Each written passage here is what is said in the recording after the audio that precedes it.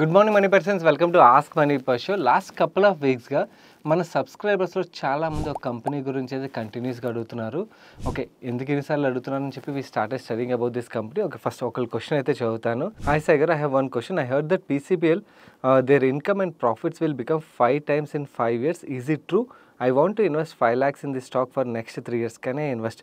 Please share your view. Okay, first company గురించి అర్థం చేసుకుందాం అని రిస్క్లు అండ్ అలాగే ఆపర్చునిటీ రెండు కూడా మాట్లాడుకుందాం.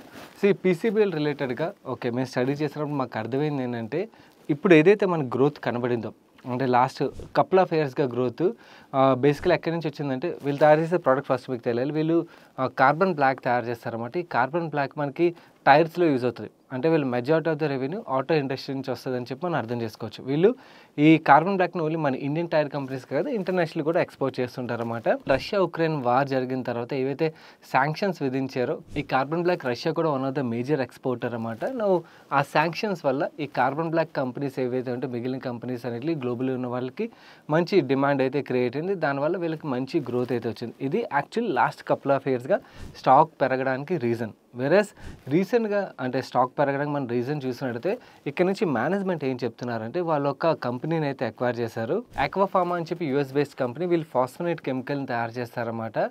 బేసికలీ ఫాస్ఫోనేట్ కెమికల్ ఏ ఇండస్ట్రీలో యూజ్ అవుతుంది అన్నది మీకు ఇప్పుడు స్క్రీన్ మీద చూపిస్తాను చూడండి. వాటర్ ట్రీట్మెంట్లోని అండ్ అలాగే ఆయిల్ అండ్ గ్యాస్, ఇలా డిటర్జెంట్, ఇలాంటి చాలా ఇండస్ట్రీలో అయితే యూజ్ అవుతుంది అన్నమాట. వీళ్ళు స్పెషాలిటీ కెమికల్ సైడ్ కూడా మూవ్ అవుతున్నారు. ఈవెన్ కెపాసిటీ ఎక్స్పాన్షన్ కూడా చేస్తున్నారన్నమాట. ఈవెన్ వీళ్ళు కార్బన్ బ్లాక్ తయారు చేస్తారు కదా, మేజర్ వీళ్ళ ఎగ్జిస్టింగ్ బిజినెస్ ఏదైతే ఉన్నదో అక్కడ కూడా వీళ్ళు స్పెషాలిటీ కార్బన్ బ్లాక్ వైపు అయితే మూవ్ అవుతున్నారు. దానివల్ల వీళ్ళ మార్జిన్స్ 17 to 18% అయితే ఇంక్రీజ్ అవుతుంది కరెంట్ మార్జిన్ నుంచి అని మేనేజ్మెంట్ అయితే కామెంట్ చేస్తున్నారు. అండ్ ఇంకొక గ్రోత్ ఆపర్చునిటీ ఏంటంటే, వీళ్ళు ఆస్ట్రేలియన్ బేస్డ్ కంపెనీ కినాల్ టెక్ని ఎక్వైర్ చేస్తారు. ఈ ఎక్విజిషన్ ద్వారా వీళ్ళకి క్యాథోడ్ కెమికల్స్ రిలేటెడ్గా టెక్ అయితే వచ్చిందన్నమాట. వీటిని లిథియం అయన్ బ్యాటరీస్లో యూజ్ చేస్తారు. సో లిథియం అయన్ బ్యాటరీ రిలేటెడ్గా ప్రొడక్ట్స్ వీళ్ళు సప్లై చేస్తామని త్వరలో చెప్తున్నారన్నమాట. సో దానివల్ల కూడా మార్కెట్ అయితే చాలా పాజిటివ్గా చూస్తుంది కంపెనీ. బేసికలీ కార్బన్ బ్లాక్ విషయంకి వచ్చేసరికి చాలా సంవత్సరాల నుంచి ఈ కంపెనీ ఉన్నది. And RP Sanjiv Goenka group company. So management పరంగా అది మార్కెట్కి పాజిటివ్ సెంటిమెంటే ఉన్నది. కాకపోతే వీళ్ళు కమోడైజ్ బిజినెస్ నుంచి ఎప్పుడైతే స్పెషలైజ్డ్ బిజినెస్ వైపు మూవ్ అవుతా ఉన్నారో, అక్కడ యాక్చువల్లీ మార్కెట్లో అయితే ఇంట్రెస్ట్ క్రియేట్ అయినట్టుగా క్లియర్లీ కనబడుతుంది. అండ్ ఒకటి ఆపర్చునిటీ ఇవన్నీ కూడా బాగానే ఉన్నాయి. ఇన్ఫ్యాక్ట్ మీరు రాస్తారు కదా క్వశ్చన్లోని, అంటే 5 times పెరుగుతుందని. దానికి రీజన్ ఏంటంటే, సంజీవ్ గోయింకా గారు ఎవరైతే ఉన్నారో, వీళ్ళ ఆర్పి సంజీవ్ గోయింకా గ్రూప్ యొక్క చైర్మన్, ఆయన రీసెంట్గా CNBC TV18కి ఇంటర్వ్యూ ఇచ్చి ఈ స్టేట్మెంట్ అయితే చేశారు. ఒకసారి ఆ స్టేట్మెంట్ ప్లే చేస్తాను. I would expect to see over the next 5 years at least a 5 times growth. ఆయన ఈ స్టేట్మెంట్ ఇచ్చిన దగ్గర నుంచి స్టాక్ కూడా బాగా పెరగడం అయితే మనకు కనబడుతుంది.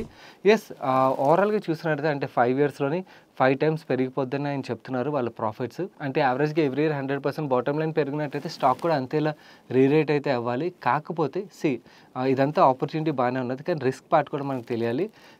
కార్బన్ బ్లాక్ ఏదైతే ఉన్నదో, వీళ్ళు మెజారిటీ ఆఫ్ ద బిజినెస్ ఇప్పుడు అక్కడి నుంచి వస్తుంది కదా, ఇది ఆటో ఇండస్ట్రీకి సప్లై అవుతుంది. And auto industry is a cyclical industry. So ఇప్పుడు పాజిటివ్ సైకిల్ నడుస్తున్నది. సైకిల్ రివర్స్ అయినప్పుడు మాత్రం వీళ్ళ నెంబర్స్ మీద కూడా ఇంపాక్ట్ అయితే ఉంటుంది, మనం గుర్తుంచుకోవాలి. సో సిక్లికల్ కంపెనీ అని గుర్తుంచుకోండి.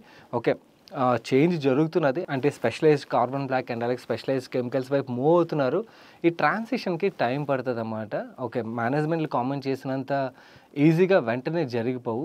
Okay, over a period time పడుతుంది. ఈవెన్ స్టాక్ పరంగా కూడా వాలటైలిటీ అయితే ఉంటుంది. సో ఇవన్నీ కూడా అర్థం చేసుకుని ఇన్వెస్ట్ చేయడం బెటర్. కానీ ఓకే, మేనేజ్మెంట్ కామెంటరీ ఒకటే బ్లైండ్గా మనం ఇన్వెస్ట్ చేసుకోకూడదు. అది కూడా స్టాక్ రీసెంట్గా బాగా పెరిగింది కాబట్టి కొంచెం కేర్ఫుల్గా ఉండండి. But worth studying for sure. ఎందుకంటే ఎనీ కంపెనీ కమోడైజ్ బిజినెస్ నుంచి స్పెషలైజ్డ్ బిజినెస్ వైపు మూవ్ అవుతున్నప్పుడు ఏమవుతుందంటే, మార్జిన్స్ బాగా పెరుగుతాయి అండ్ అలాగే స్టాక్ రీరేటింగ్ అయితే అవుతుంది. సో అలా ఇంట్రెస్టింగ్ ఉన్నది, కానీ రిస్క్ కూడా ఉన్నది, గుర్తుంచుకోవాల్సిన విషయం.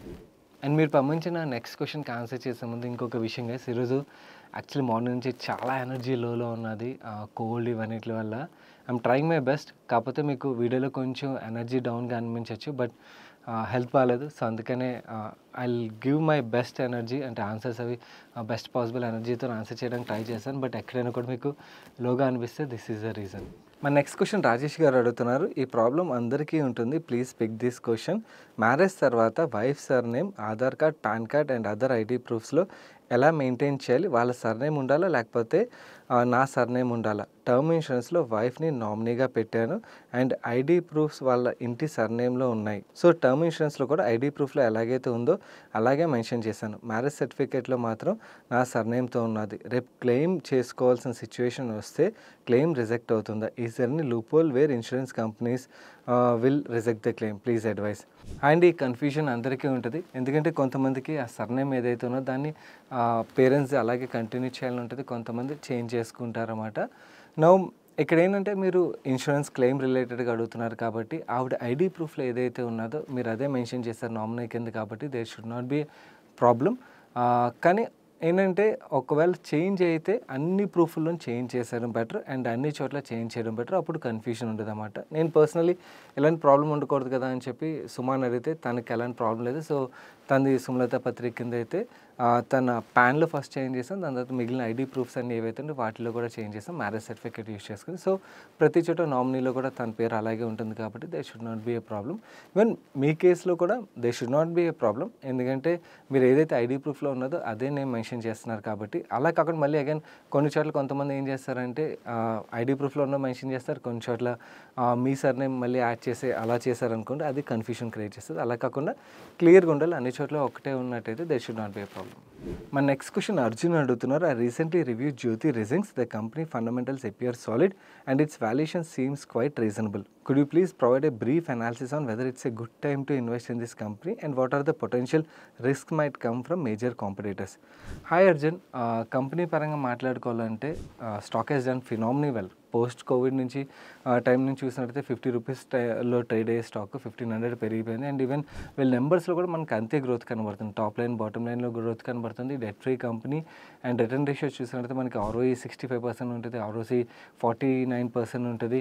అండ్ అలాగే వాల్యుయేషన్స్ పరంగా చూసినట్టుగా PE మల్టిపుల్ 25 టైమ్స్లో మనకు కనబడుతుంది. అండ్ ఓన్లీ కన్సర్న్ నాకు ఈ కంపెనీ పరంగా కనబడేది ఏంటంటే ఓకే వీళ్ళు గ్రోత్ బాగా డెలివర్ చేస్తున్నారు. మీకు రెండు చూపిస్తాను చూడండి, మీకు P&L నెంబర్ అండ్ కింద క్యాష్ ఫ్లో కూడా చూపిస్తాను. P&L స్టేట్మెంట్లోని మీరు బాటమ్ లైన్ ప్యాట్ నెంబర్ ఏదైతే ఉందో దాని నెంబర్ చూడండి. ఆ నెంబర్కి మీకు క్యాష్ ఫ్లో అంటే క్యాష్ ఫ్లో ఫ్రమ్ ఆపరేషన్స్ గురించి మాట్లాడదాం, ఫ్రీ క్యాష్ ఫ్లో పక్కన పెట్టి క్యాష్ ఫ్లో ఫ్రమ్ ఆపరేషన్స్ ఈ క్యాష్ కన్వర్షన్ ఏదైతే ఉన్నదో అక్కడ నాకు కొంచెం బాగా గ్యాప్ అయితే కనబడుతుంది. మేనేజ్మెంట్ ఏంటంటే చాలా వరకు వర్కింగ్ క్యాపిటల్లోని రిసీవబుల్స్లోని స్టక్ అయిపోయినట్టుగా చెప్తున్నారు. అండ్ ఈ రిసీవబుల్స్ వెనక్కి వచ్చేసి అనుకోండి దట్ ఈస్ ఫైన్, కాకపోతే రేపు ఉదయం ఈ రిసీవబుల్స్ రాలేదని చెప్పి వీళ్ళు లార్జర్ రైట్ ఆఫ్స్ ఏమైనా చేశారనుకోండి స్టాక్ మీద అంతే లెవెల్లో ఇంపాక్ట్ ఉండొచ్చు అన్నమాట. సో ఇది ఒకటి, అంటే మీరు రిస్క్ గురించి అడిగారు కదా, గ్రోత్ ఇవన్నీ బాగానే కనబడుతుంది. వీళ్ళు Euro 700 ప్రోడక్ట్ ఏదైతే ఉన్నది ఈవెన్ యాక్చువల్లీ కంపెనీ కోవిడ్ ముందు కోవిడ్ తర్వాతకి చూసినట్టయితే చాలా చేంజెస్ అయితే కంపెనీలో కనబడుతున్నాయి, అంతా బాగానే ఉంది. ఓన్లీ ఏంటంటే ఆల్వేస్ ఒక డౌట్ ఉంటుంది కదా, అంటే మనకు తెలియని కంపెనీస్లో అది కూడా తెలియని బ్రాండ్ పిడిలైట్ ఉన్నదనుకోండి మనం అందరూ రోజు చూస్తాం, వెరస్ ఈ యూరో ఎంతమంది చూస్తుంటాం, నేనైతే పర్సనల్లీ చూడలేదు. సో వాళ్ళు డిక్లేర్ చేసే నెంబర్సే కదా. సో అలాంటప్పుడు మనకి ప్యాట్ హ్యాస్ నో వాల్యూ అండి అన్లెస్ క్యాష్ కన్వర్ట్ అయితే తప్పించి. సో క్యాష్ కన్వర్షన్ అన్నది గ్యాప్ కనబడుతుంది అన్నమాట. సో ఇది ఒకటి రిస్క్, దీని రిలేటెడ్గా మీ కంఫర్ట్ని బట్టి మీరు డెసిషన్ తీసుకోవచ్చు. ఒకవేళ మీరు ఇలాంటి ఎడిసివ్ కంపెనీలోనే పార్టిసిపేట్ చేయాలనుకున్నట్టయితే పెడిలైట్ అందరికీ తెలిసిందే, which is very strong company. And ఇదే సెగ్మెంట్లోకి ఇంకొక కంపెనీ కూడా ఎంటర్ అయింది, you can study that company as well. మిగిలిన వ్యూవర్స్ కూడా మీరు స్టడీ చేయడానికి ప్రయత్నించండి. జూబిలెంట్ గ్రూప్ ఉన్నది కదా, జూబిలెంట్ ఫుడ్ వర్క్స్, జూబిలెంట్ ఇంగ్రేవియా, జూబిలెంట్ ఫార్మోవా ఇవన్నీ గ్రూప్ రన్ చేస్తారు కదా. ఆ జూబిలెంట్ ఇండస్ట్రీస్ ఏదైతే ఉన్నదో వాళ్ళు కూడా ఎడిసివ్ బిజినెస్లోకి అయితే ఎంటర్ అయ్యారు. అండ్ జూబిలెంట్ ఈస్ బాగా రెప్యుటేషన్ ఉన్న ప్రమోటర్స్ అన్నమాట. సో వాళ్ళు కానీ ఈ బిజినెస్లో బాగా సక్సెస్ అయ్యారు అనుకోండి, జూబిలెంట్ ఇండస్ట్రీస్ పరంగా అది మనం మంచి పాజిటివ్గా అయితే చూడొచ్చు. సో ఎవరైనా ఎడిసివ్స్ రిలేటెడ్ ఇంట్రెస్ట్ ఉన్నట్టయితే you can study that business. మీరు పంపించిన నెక్స్ట్ క్వశ్చన్కి ఆన్సర్ చేసే ముందు స్మాల్ రిమైండర్ గైస్, వీడియోలో షేర్ చేసిన ఇన్ఫో హెల్ప్ఫుల్ అవుతుంది అనిపించినట్టయితే వీడియోని తప్పకుండా లైక్ చేయడం మర్చిపోకండి. అండ్ మీకు కూడా ఏదైనా క్వశ్చన్ ఉండి మమ్మల్ని అడగాలనిపించినట్టయితే మిగిలిన వ్యూవర్స్ ఎలాగైతే కంటిన్యూస్గా #AskMoneyPerson రాస్తున్నారో మీరు కూడా అలా రాసినట్టయితే మీకు క్వశ్చన్స్ మాకు రీచ్ అవుతాయి. నెక్స్ట్ నేను మన ఛానల్లోని NPS వాత్సల్య వీడియో రిలీజ్ చేసిన తర్వాత వ్యూవర్స్ చాలామంది కొన్ని ఇంపార్టెంట్ క్వశ్చన్స్ అయితే అడిగారు, వాటిని ఆన్సర్ చేసేస్తాను. ఎందుకంటే చాలామంది కొన్ని యూనిక్ క్వశ్చన్స్ అడిగారన్నమాట. ఫస్ట్ క్వశ్చన్, ఇద్దరు పిల్లలు ఉన్నట్టయితే 2 అకౌంట్స్ ఓపెన్ చేయాలా? ఎస్ అండి. ఎందుకంటే ఇద్దరు డిఫరెంట్ నేమ్స్ ఉంటాయి కాబట్టి ఇద్దరి పేర్ల మీద 2 డిఫరెంట్ అకౌంట్స్ అయితే ఓపెన్ చేసి మనం ఇన్వెస్ట్ అయితే చేయొచ్చు. సెకండ్, ఒకవేళ కిడ్ మేజర్ అయిన తర్వాత అకౌంట్ ట్రాన్స్ఫర్ చేయకపోతే పరిస్థితి ఏంటి? వీళ్ళు దీని రిలేటెడ్గా ఏం క్లారిటీ ఇవ్వలేదు, కానీ normally minor to major related investments ఏవైతే ఉన్నాయో అన్నింటిలో ఏం జరుగుతుందంటే మైనర్ టైంలో మనం ఇన్వెస్ట్ చేసిన తర్వాత మేజర్ అయిన తర్వాత ట్రాన్స్ఫర్ చేయకపోతే వాళ్ళు ఫ్రీజ్ చేస్తారన్నమాట. దాంట్లోకి ఇన్ఫ్లో యాక్సెప్ట్ చేయరు అండ్ అలాగే అవుట్ఫ్లో కూడా అలౌ చేయరన్నమాట. ట్రాన్స్ఫర్ చేసిన తర్వాతే అలౌ చేస్తారు. వీళ్ళు కూడా అందుకే 3 మంత్స్ టైం ఇచ్చారు. సో 3 మంత్స్ లోపల చేసేస్తే బెటర్, లేకపోతే ఫ్రీజ్ చేస్తారు. దాని తర్వాత ట్రాన్స్ఫర్ చేసిన తర్వాత మనం అకౌంట్ యాక్టివేట్ అవుతుంది కాబట్టి అప్పుడు ట్రాన్సాక్షన్స్ అయితే చేయగలుగుతాం. మోస్ట్లీ అదే పరిస్థితి దీంట్లో కూడా ఉంటుంది. నెక్స్ట్, బై ఛాన్స్ మధ్యలో అమౌంట్ పే చేయకపోతే ఎలా? దీనిది ఆల్రెడీ వీడియోలో ఆన్సర్ చేశానండి. ఒకవేళ మనం పే చేయలేకపోతే రేపు ఎప్పుడైనా కూడా సంవత్సరం 1000 రూపాయలు మనం పే చేయాల్సిన మినిమం అమౌంట్ అన్నమాట. అవి ఎన్ని సంవత్సరాలు అయితే పే చేయలేదో అన్ని సంవత్సరాల పాటు, లెట్స్ ఒక 3 సంవత్సరాలు పే చేయలేదు అనుకోండి, 3000 రూపాయలు పే చేసి అకౌంట్ మళ్ళీ యాక్టివేట్ చేసుకోవచ్చు. నెక్స్ట్, ఆల్రెడీ ప్రాన్ అకౌంట్ ఉంటే ఇంకో ప్రాన్ అకౌంట్ జనరేట్ అవుతుందా? మైనర్ పేరు మీద అయితే ఉండదు కదండి. సో మైనర్ పేరు మీద వీళ్ళు ఇప్పుడే స్కీమ్ లాంచ్ చేశారు కాబట్టి, మైనర్ పేరు మీద మీరు ఫస్ట్ టైం ఓపెన్ చేస్తున్నారు కాబట్టి yes, you can open it. అంటే నాకు తెలిసి మీ డౌట్ ఏంటంటే మీ పేరు మీద ఆల్రెడీ ప్రాన్ అని ఉంటుంది, మీరే గార్డియన్ కాబట్టి ఇంకొక ప్రాన్ జనరేట్ అవుతుంది. అంటే ఇప్పుడు జనరేట్ అయ్యే ప్రాన్ ఏదైతే ఉన్నదో అది పిల్లల కోసం అండి. దో అన్ని మీ డీటెయిల్స్ కనబడినా కూడా అది పిల్లల పేరు మీద జనరేట్ అవుతుంది కాబట్టి yes, you can open it. Next, already ఎన్పిఎస్లో నాకు ట్యాక్స్ బెనిఫిట్స్ ఉన్నాయి, ఈ స్కీమ్లో కూడా ట్యాక్స్ బెనిఫిట్స్ వస్తాయి. ఏదైతే లిమిట్ ఉన్నదో ఆ లిమిట్ వరకే బెనిఫిట్స్ అప్లికబుల్ అవుతాయండి, అది దాటిన తర్వాత అవ్వదు. నెక్స్ట్, పిల్లలకి 60 సంవత్సరాల తర్వాత అన్ఫార్చునేట్లీ ఏమైనా అయినట్టయితే ఆ అమౌంట్ ఎవరికి వెళ్తుంది? నామినీకే వెళ్తుందండి, అందులో డౌటే లేదు. నెక్స్ట్, పిల్లలకు కూడా పాన్ కార్డు ఉండాలని అడుగుతున్నారు. నో అండి, పిల్లలకి పాన్ కార్డు ఉండాల్సిన అవసరం లేదు.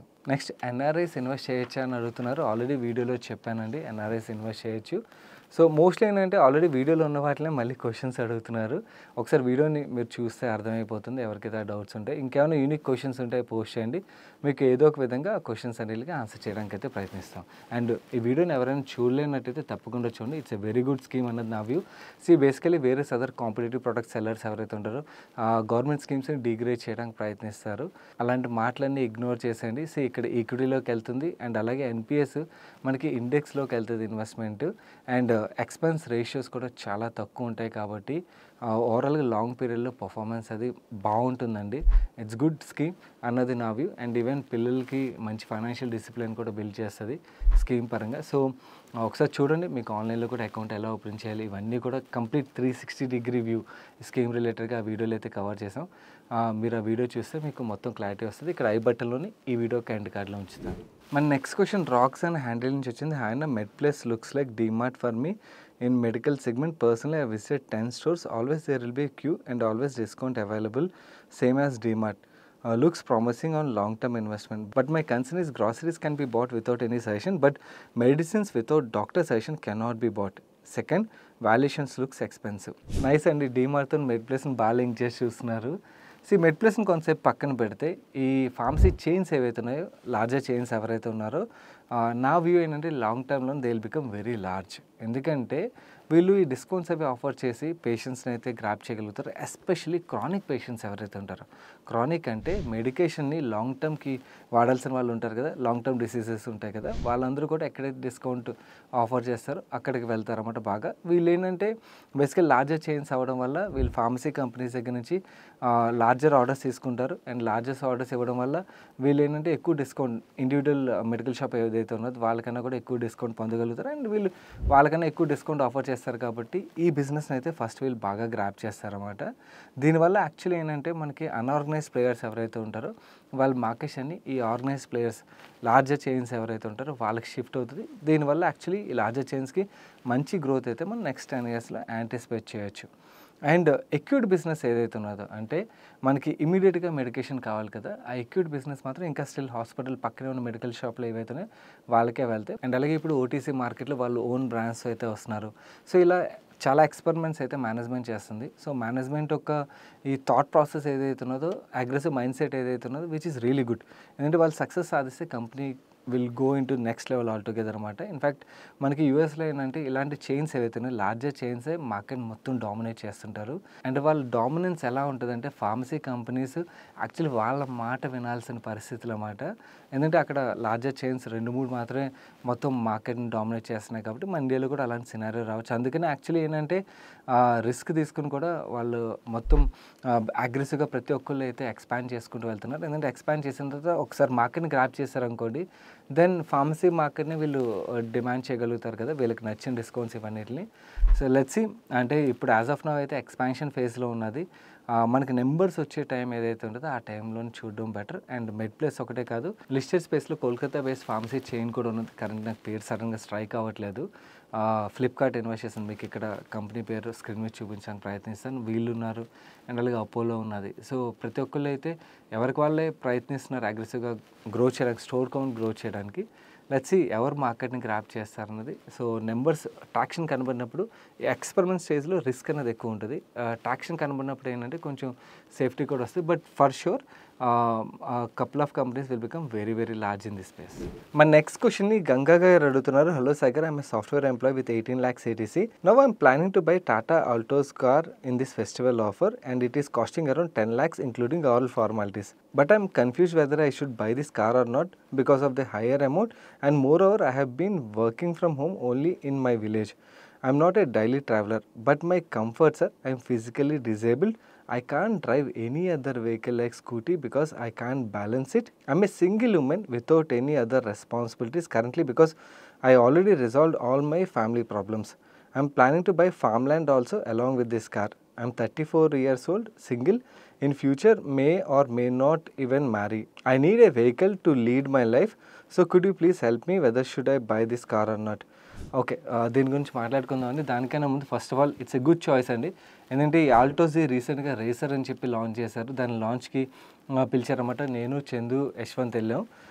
కార్ డ్రైవ్ చేసి అది కూడా చూసాను. నాకైతే చాలా బాగా నచ్చింది అన్నమాట లోపల అది చూసినప్పుడు. So vehicle wise I think it's a good choice అన్నది నా వ్యూ. సెకండ్, మీ ప్రెజెంట్ సిటీసీ చూసినట్టయితే 18 lakhs అంటున్నారు కాబట్టి పోస్ట్ డిడక్షన్స్ మీకు approximately 1 lakh net take home అయితే వస్తుంది.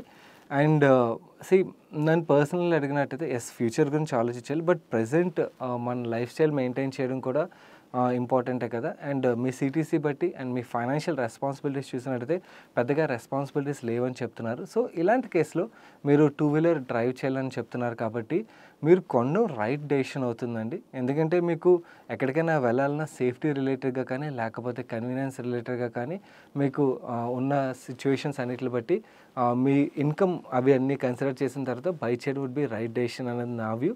అండ్ ఎక్స్పెన్సివ్ అంటే ఓన్లీ థింగ్ ఏంటంటే అంతకన్నా తక్కువ ప్రైస్లో వచ్చే కార్స్ చూస్తే మనకు సేఫ్టీ రిలేటెడ్ కూడా కన్సర్న్స్ ఉన్నాయి కాబట్టి ఇన్ఫ్యాక్ట్ మీరు మరీ అవుట్ ఆఫ్ బడ్జెట్ కూడా వెళ్ళట్లేదు అన్నది నావి. మీ ఇన్కమ్ ఏదైతే దాన్ని బట్టి మీరు ఈ కార్ని అయితే అఫోర్డ్ చేయగలుగుతారు. You can go head and by.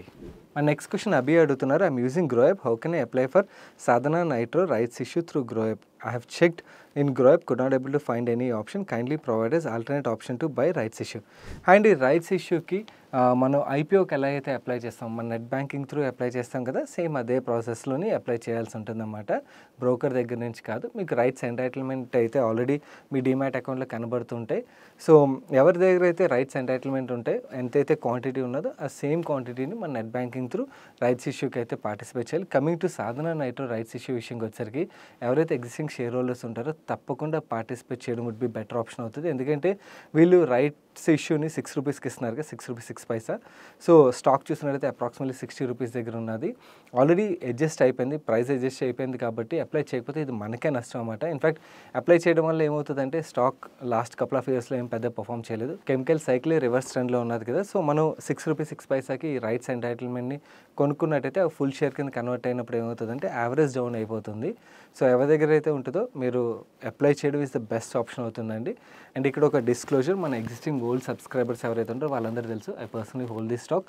And కొంతమంది అడుగుతుంటారు కూడా ఇంకా హోల్డ్ చేస్తున్నాను అండి. సో ఈ company is building good moat, only thing cycle is wrong. So cycle wrong వల్ల స్టాక్ పెద్దగా పర్ఫామ్ చేయలేదు. లాస్ట్ 1.5 ఇన్ఫాక్ట్ నెగిటివ్లో ఉన్నది. అండ్ పోర్ట్ఫోలియోలో అన్ని స్టాక్స్ అన్ని టైంలో పర్ఫామ్ చేయాలని లేదు కదా, కొన్ని బాగా పర్ఫామ్ చేస్తాను, కొన్నిసార్లు సైకిల్ మళ్ళీ వచ్చినప్పుడు మోట్ బాగా బిల్డ్ అవుతున్న కంపెనీస్ మళ్ళీ పర్ఫామ్ చేస్తాను. నా personally I feel company is building good moat. Let's see next cycle వచ్చినప్పుడు things should be better. In fact నేను పర్సనలీ రైట్స్ ఎంటైటిల్మెంట్ ఏదైతే నాకు వచ్చాయో ఐఎమ్ సబ్స్క్రైబింగ్ ఫర్ ఇట్ ఆ ₹6.06. నా సండే ఫండే సజెషన్ విషయంకి వచ్చేసరికి నెట్ఫ్లిక్స్లోని ఓకే మూవీ గురించి చెప్పే ముందు పిల్లల్ని వాళ్ళని అవాయిడ్ చేయడానికి ప్రయత్నించాను, ఎందుకంటే చాలా బ్రూటల్ మూవీ ఇది. యాక్చువల్లీ ఇన్సిడెంట్ న్యూస్లో వచ్చినప్పుడే చాలా బ్రూటల్ అనిపించిన ఇన్సిడెంట్ ఇది. సెక్టర్ 36 అని చెప్పి ఢిల్లీలోని ఒక 10-15 సంవత్సరాల క్రితం చాలా సెన్సేషనల్ అయిన న్యూస్ ఇది. దాని రిలేటెడ్గా ఒక మూవీ అయితే వచ్చింది, చూడొచ్చు. కానీ పిల్లల్ని అవాయిడ్ చేయడం బెటర్. అండ్ అలాగే బ్రూటల్ మూవీస్ ఇష్టపడిన వాళ్ళు అవాయిడ్ చేయడం వుడ్ బి బెటర్. మన నెక్స్ట్ క్వశ్చన్ రాఘవ్ గారు అడుగుతున్నారు. I'm going through 361 WAM company, good business model, wealth management, FIS and DAS are also holding good growth in quarter-on-quarter numbers and year-on-year numbers as well, nice profit margins and acquired new business ET money and everything going good. However, the promoter pledge of shares is more than 40%. How should we see this if one want to invest in this company? Is there any risk of high promoter pledge and how should we know on what is the purpose of the promoter pledge? Hi Raghav, okay 361 WAM IFL Wealth కదా. IFL Wealth మార్కెట్లోని wealth management కంపెనీస్లో మనం మాట్లాడుకోవాలంటే మీకు industry రిలేటెడ్గా అంటే మీకు ఒకవేళ network ఉన్నట్టయితే మీకు ఐడియా ఉంటుంది, దే ఆర్ రియలీ గుడ్ అన్నమాట. కాకపోతే స్టాక్ పరంగా మాట్లాడుకోవాలంటే వాల్యుయేషన్స్ బట్టి చూస్తే 361 WAM కన్నా కూడా మీకు నోవమా కానీ లేకపోతే మోతిలాల్ ఓస్వాల్ కానీ ఇంకా బెటర్ వాల్యుయేషన్లు ఇప్పుడు ట్రేడ్ అవుతున్నాయి. In fact all wealth management companies last 3-4 ఇయర్స్లోనే స్టాక్ ప్రైస్ అయితే చాలా పెరిగాయి. సో వాల్యుయేషన్స్ పరంగా అయితే అన్నీ పెరిగాయి, అంటే ఎర్నింగ్స్ పెరగడంతో మీకు స్టాక్స్ కూడా పెరిగాయి అన్నమాట. బట్ ఒకటి ఇక్కడ ఏంటంటే ఒక సైక్లికల్ ఇంపాక్ట్ ఉంటుంది. ఏంటంటే ఇప్పుడు మార్కెట్స్ బాగా పెరుగుతున్నాయి కదా, మార్కెట్స్ బాగా పెరుగుతున్నప్పుడు ఏమవుతుంది, వీళ్ళ ఏఎమ్స్ కూడా అలాగే పెరుగుతాయి. ఏఎం పెరిగితే ప్రాఫిటబిలిటీ కూడా అలాగే పెరుగుతుంది. అండ్ ప్రాఫిటబిలిటీ ఎప్పుడైతే పెరుగుతుందో మీకు PE మల్టిపుల్ ఆల్వేస్ రీజనబుల్గా అనిపిస్తుంది.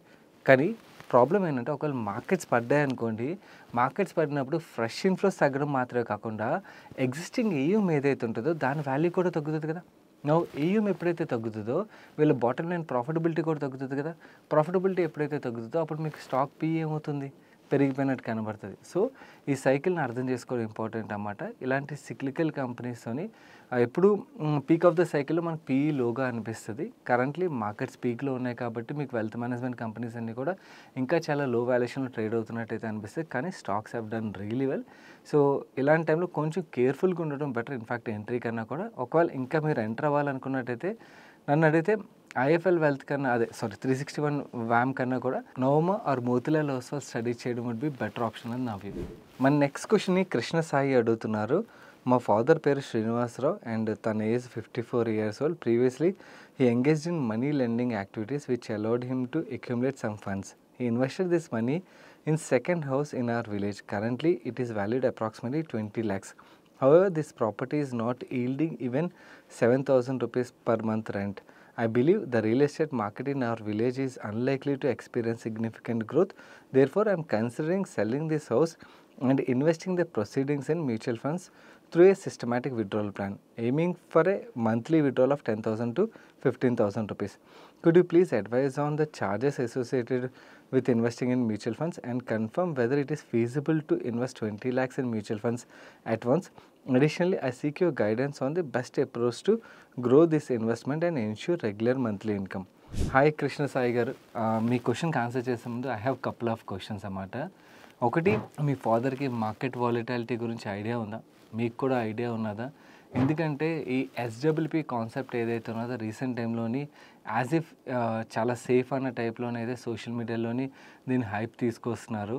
Okay, SWP is a good concept, no doubt, అందులో అసలు డౌటే లేదు. కానీ కరెంట్ మార్కెట్ కండిషన్స్ అండ్ అలాగే మనకి ఆ రిస్క్ గురించి అవగాహన ఇవన్నీ తెలుసుకోవడం కూడా చాలా ఇంపార్టెంట్ అన్నమాట.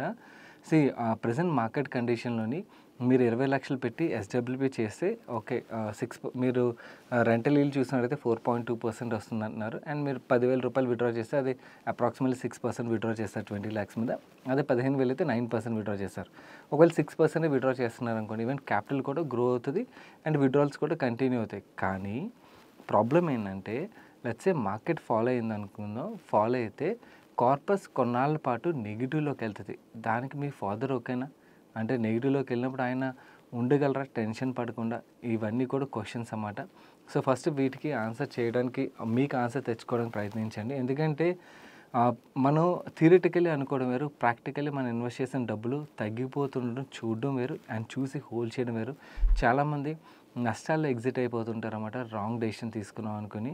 సో, అలా మనం రేపు ఉదయం అరే తప్పు చేసామని చెప్పి రిపెంట్ అయ్యేదానికన్నా కూడా ముందుగా మన అవగాహన పెంచుకోవడం కరెక్ట్ అన్నమాట. ఓకే, మీరు ఈ క్వశ్చన్స్‌కన్నీ ఆన్సర్స్ వచ్చేస్తే ఇన్వెస్ట్మెంట్ పరంగా చూస్తే ఈ డబ్బులు మీరు అగ్రెసివ్ హైబ్రిడ్ అండ్ అలాగే balance advantage category of funds ఏవైతే ఉన్నాయో వాటిల్లోని కొంచెం కొంచెంగా మీరు ఎలోకేట్ చేశారనుకోండి, అక్కడి నుంచి మీరు 10,000 అంటే 6% విత్‌డ్రా చేస్తారన్నమాట. సో, 6% విత్‌డ్రాల్ అవుతుంటది అండ్ అలాగే కార్పస్ కూడా గ్రో అయ్యే ఆస్కారం ఉంటుంది. కానీ అగైన్ చెప్తున్నాను, మీ వాల్యుయేషన్స్‌లో మార్కెట్ ఒక 20-30% కరెక్ట్ అయితే మీ కార్పస్ కూడా ఒక 20-30% కరెక్ట్ అవ్వచ్చన్నమాట. సో, కరెక్ట్ అయినప్పుడు ఓకే అనుకున్నట్టయితే ఈ స్ట్రాటజీ లాంగ్ టర్మ్‌లో వర్క్ అవుతది. అండ్ ఇంకోటి, మీరు కార్పస్‌ని ఒక 7 సంవత్సరాల పాటు ఓకే విత్‌డ్రాల్స్ అవుతున్నా వాటిని అలాగే కంటిన్యూ చేస్తాను అనుకున్నట్టయితే మాత్రం ఈ స్ట్రాటజీని ఇంప్లిమెంట్ చేయడం కరెక్ట్ అవుతది. అదర్‌వైజ్ రెంటల్ ఈల్డ్ వస్తుంది కాబట్టి that is safe, tension free investment అది. అట్ దిస్ మూమెంట్ అంటే మార్కెట్ సైకిల్స్ బట్టి మనం డిసైడ్ అవ్వచ్చు. కరెంట్లీ ఈ మార్కెట్ సైకిల్ అయితే మాత్రం దట్స్ ద సేఫెస్ట్ థింగ్ అన్నది నా view. And coming to charges విషయంకి వచ్చేసరికి each fund has fund management charges అన్నమాట. సెబీ ఏవైతే క్యాప్స్ పెట్టుంటుందో ఆ లోపలే ఛార్జ్ చేస్తుంటారు. మీకు 0.5% నుంచి అప్రాక్సిమేట్లీ 2% వరకు ఎఫ్ఎంసీ అయితే వేరీ అవుతుంటుంది. అండ్ అలాగే ఒక్కసారి 20 lakhs మ్యూచువల్ ఫండ్స్‌లో ఇన్వెస్ట్ చేయొచ్చు అంటే హ్యాపీగా ఇన్వెస్ట్ చేయొచ్చు, అందులో ప్రాబ్లమ్ ఏం లేదు. So, that's it for today's Ask Money పై షో గైస్. నేను ఎన్‌పీఎస్ వాత్సల్య మీద ఫుల్ ఫ్లెడ్జ్ వీడియోని అయితే ఛానల్‌లో రిలీజ్ చేస్తాం. మిస్ అయిన వాళ్ళు తప్పకుండా చూడండి. ఇంట్రెస్టింగ్ ప్రోడక్ట్ అయితే ఇక్కడ ఎండ్ కార్డ్‌లో వస్తుంది. అండ్ ఈరోజు ఆస్క్ మనీ పై షోని ఇప్పటివరకు లైక్ చేయనట్టయితే వీడియోని తప్పకుండా లైక్ చేసి మీ ఫ్రెండ్స్ అండ్ ఫ్యామిలీ మెంబర్స్‌కి హెల్ప్‌ఫుల్ అవుతుందంటే వాళ్ళకి షేర్ చేయడం అయితే మర్చిపోకండి. నేను సాయి కృష్ణ పత్రి మరొక మంచి వీడియోతో మీ ముందుకు వస్తాను. Till then bye bye, take care.